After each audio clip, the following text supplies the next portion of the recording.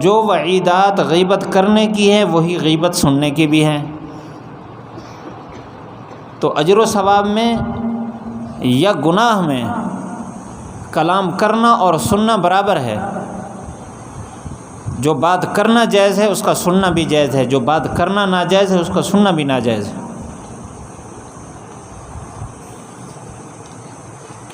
اللہ تعالیٰ نے قرآن مجید میں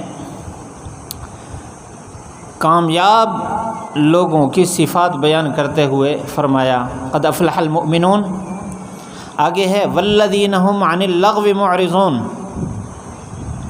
جو نیک لوگ ہوتے ہیں وہ فضول بات سے بھی پرہیز کرتے ہیں۔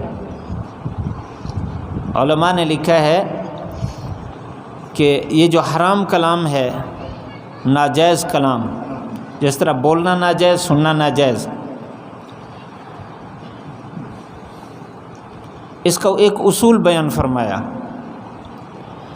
کہ ہر وہ بات جس کا دین میں نقصان ہو، ضرر ہو، اس کا سننا حرام ہے،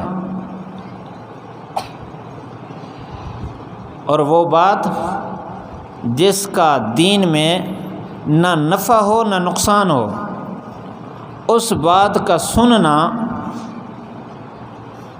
گناہ نہیں ہے، لیکن نہ سننا مستحب ہے۔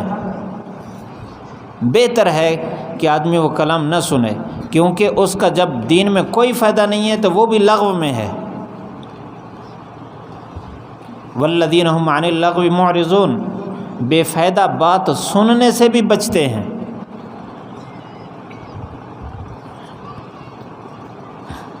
اور یہ جو ہم کلام سنتے ہیں، بات سنتے ہیں، علماء فرماتے ہیں کہ اس کی مثال کھانے کی ہے۔ کھانا انسان کھاتا ہے نا تو وہ معدہ میں جاتا ہے اور اس سے خون بنتا ہے، اور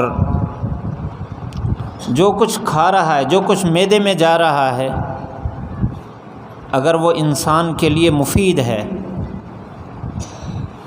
صحت افزا ہے، تو اسے خون بنے گا۔ اسی خون سے آنکھوں میں طاقت جاتی ہے، زبان میں طاقت جاتی ہے، کانوں میں طاقت جاتی ہے، ہاتھ پاؤں میں طاقت جاتی ہے، سارے اعضاء اس سے چلتے ہیں۔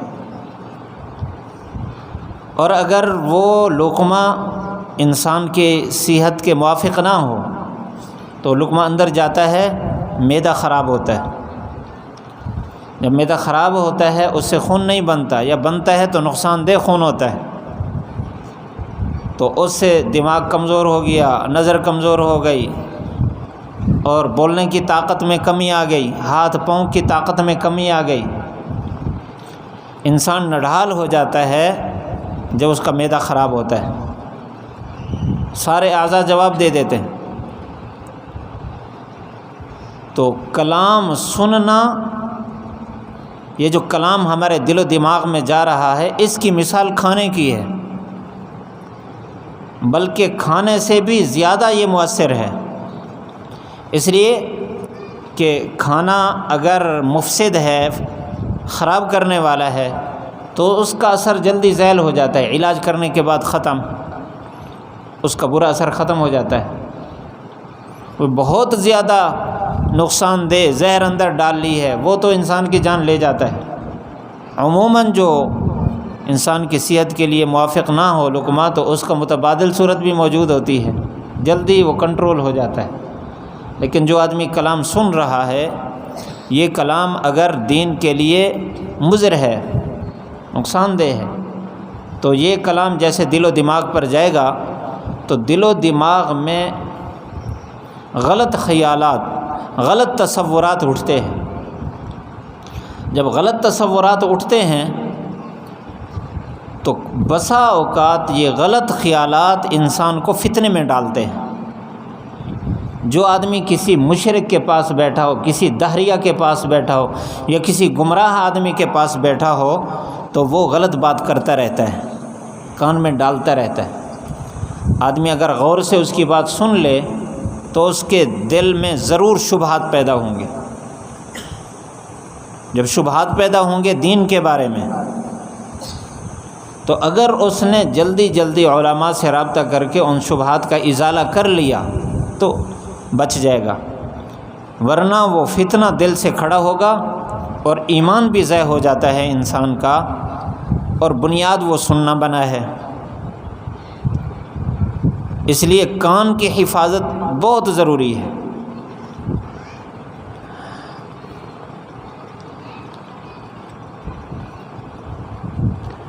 یہ جو دین کے لیے ضرر ہے اس کے بھی درجات ہیں، دین کے لیے جو چیز نقصان ہے اس کی بھی درجات ہیں۔ بعض ایسا کلام ہوتا ہے جو انسان کے ایمان کو ختم کرتا ہے، بعض ایسے کلام ہوتے ہیں جس کا سننا انسان کے اعمال کو ضائع کرتا ہے، ایمان کو ضائع نہیں کرتا، اور بعض کلام ایسے ہوتے ہیں جس کا سننا انسان کے اندر سے جو اعمال کی صلاحیت ہے، اعمال تو ختم نہیں ہوتے جو کیے ہیں، لیکن آئندہ کے لیے جو اس کے اندر جذبات ہوتے ہیں وہ جذبات ختم ہو جاتے ہیں۔ جیسے میں نے عرض کیا، اگر کسی کافر، مشرک، کسی گمراہ، بے دین آدمی کی گفتگو سنتا ہے انسان تو اس سے دل میں شبہات پیدا ہوتے ہیں، جیسے ایمان کا خطرہ ہے۔ اور کیونکہ شیطان ہر غلط بات کو زیادہ مزین کرتا ہے، جو صحیح بات ہوتی ہے انسان کا دل نہیں کرتا کہ میں یہ بات سنوں، جلدی تھک جاتا ہے، نیند آنے لگ جاتی ہے اور دل اچاٹ ہو جاتا ہے۔ اب بھی نیند کر رہے ہیں، اس کو جگا دو ساتھ والے۔ دل اچاٹ ہو جاتا ہے، اور اگر غلط بات ہو تو پھر بڑا دل کرتا ہے بات سننے کو، پوری توجہ ہوتی ہے، تو ایسے ایسا بات دل میں بیٹھ جاتی ہے، اور جب اللہ کی ذات کے بارے میں یعنی عقائد کے بارے میں جب انسان کے اندر شبہات پیدا ہوتے ہیں تو ایمان چلا جاتا ہے، سب سے بڑا نقصان ہے۔